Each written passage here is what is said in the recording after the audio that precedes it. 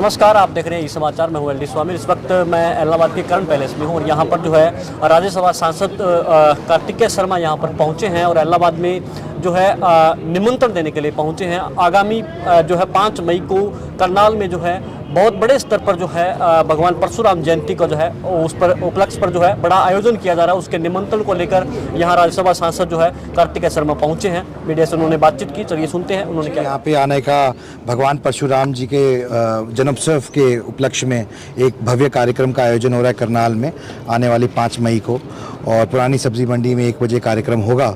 तो मैं उसका न्योता देने आया था और इलाहाबाद में हमेशा मुझे इसी तरह से प्यार और स्नेह मिला है।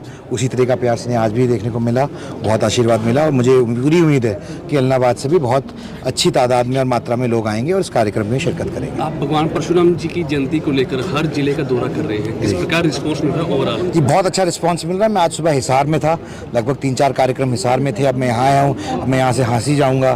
तो जिस तरीके का लोगों का समर्थन मिल रहा है और लोगों का उत्साह देखने को मिल रहा है, वो मैं बहुत ही खुशी की बात है और बहुत ही प्रोत्साहित करने वाली बात है। कार्यक्रम में कौन कौन से गेस्ट आए? कार्यक्रम के मुख्य अतिथि मनोहर लाल जी होंगे और कार्यक्रम की अध्यक्षता विनोद शर्मा जी करेंगे। पिछली बार भी मनोहर लाल जी ने जब सीएम थे काफ़ी मांगे जो थी वो मंच के जरिए हमने पिछली बार परशुराम महाकुंभ का जब आयोजन किया था दिसंबर के महीने में, तो हमने 13 मुख्य डिमांड रखी थी, जिनमें से 10 पूरी हो गई थी और 3 रह गई थी और प्रयास जारी हैं। कार्तिकेय जी, चुनावों की बात कर ले तो पहले फेज़ के वोटिंग हो गई है, दूसरे फेज़ की कल है, तो किस तरह के हालात देखते हैं? देखिए, जैसे मैंने अपने मंच से संबोधन में भी कहा कि चुनाव एक पर्व होता है और हमारे देश में खासकर, और ये पर्व 5 साल में एक बार ही आता है। और लोकतंत्र में सरकार को भी हक है और अपोजिशन को भी हक है कि वो अपनी बात रखे और लोगों के बीच में लेके जाए। सरकार अपना लेखा जोखा लेके जाए, क्योंकि सरकार को 10 साल हो गए हैं, वो अपना लेखा जोखा लेके जाएगी लोगों के बीच में। और जनता जनार्दन है, जनता अपना फैसला करती है, जनता सजग है, वो हर चीज़ को देख के तोल मोल के अपना हिसाब लगाकर फैसला करती है।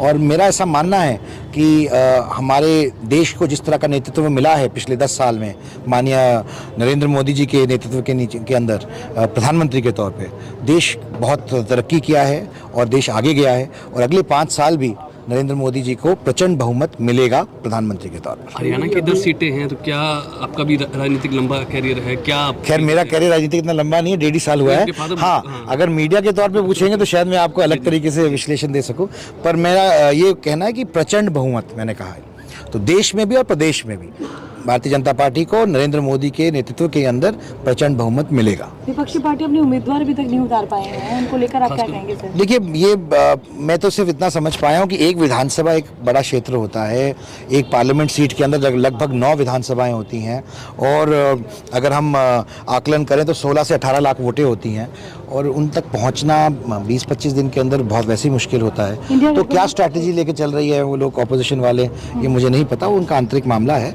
लेकिन जब तक लोगों के बीच में नहीं जाएंगे, लोगों की बात नहीं समझेंगे और जो उनका कैंडिडेट है वो बीच में नहीं जाएगा, तो लोगों को कैसे इस बात का आभास होगा? उनकी अपनी स्ट्रैटेजी हो सकती है, पर यहाँ पर भारतीय जनता पार्टी काफ़ी क्लियर है, नरेंद्र मोदी जी काफ़ी क्लियर हैं। उन्होंने अपने कैंडिडेट लगभग 1 महीने पहले डिक्लेयर कर दिए थे और वो लोगों के बीच में जा रहे हैं और अपना डेवलपमेंट का एजेंडा लेके जा रहे हैं। जो काम किया है उस पर वोट मांग रहे हैं। हरियाणा के जो कैंडिडेट हैं लगभग आपके काफ़ी नज़दीकी हैं, आप भी चुनाव प्रचार में जाएंगे? बिल्कुल जी, बिल्कुल जाऊंगा। मैं मानता हूं कि देश को मजबूती चाहिए, सशक्त बनाना है, और सशक्त बनाने के लिए सशक्त नेतृत्व चाहिए, और नरेंद्र मोदी जी से बेहतर सशक्त नेतृत्व नहीं मिल सकता। मैं तो ये भी नहीं जानता कि ऑपोजिशन की तरफ से कौन ऑपोजिशन का चेहरा है, कौन देश को लीड करेगा ऑपोजिशन की तरफ से। अगर आपको पता हो तो आप बताइए, मुझे तो नहीं पता है। आपने कहा सर कि प्रधानमंत्री का 10 साल का अच्छा कार्यकाल रहा, लेकिन अभी उनके भाषण देखते हैं, प्रचार देखते हैं, तो वो कांग्रेस के मैनिफेस्टो की ऐसी सी बातें निकालते हैं कि जो उसमें लिखा ही नहीं है, इस तरह से दुष्प्रचार किया जाए। देखिए, आपको मैं सिर्फ इतना कहना चाहता हूं कि कांग्रेस के ऊपर उनके मैनिफेस्टो के हिसाब से सिर्फ नहीं चलेगा। कांग्रेस के जो 55-60 साल का उन्होंने राज किया देश पे, उसका भी हिसाब उनको देना पड़ेगा। इलाहाबाद में पहुंचे सर, तो कोई वोटों की अपील करना चाहेंगे? जी बिल्कुल, मैं मैं ज़रूर कहना चाहूँगा कि अशोक तंवर जी एक अच्छे व्यक्ति हैं और वो परिपक्व व्यक्ति हैं। मैं उनको निजी तौर पे भी जानता हूँ, मैं उनसे रिश्तेदारी भी है और मैं उस नाते भी, और उनके एक लंबा राजनीतिक करियर भी है।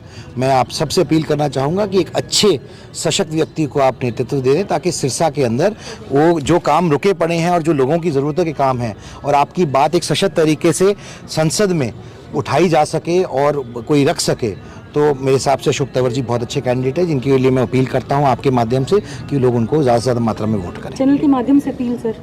मैं चैनल के माध्यम से भी अपील करता हूं कि उनको वोट करें। 5 मई पे प्रोग्राम। अच्छा हाँ, तो नहीं, मैं 5 मई के कार्यक्रम के लिए दोबारा पुनः एक बार आपसे निवेदन करना चाहता हूँ कि 5 मई के कार्यक्रम में आप सब आएँ और इस कार्यक्रम को सक्सेसफुल बनाएं, सफल बनाएं। और भगवान परशुराम जी 36 बिरादरी के भगवान हैं, ये न्योता 36 बिरादरी को है, किसी एक बिरादरी के नहीं है, और सबको मैं आपके माध्यम से ये न्योता देना चाहता हूँ।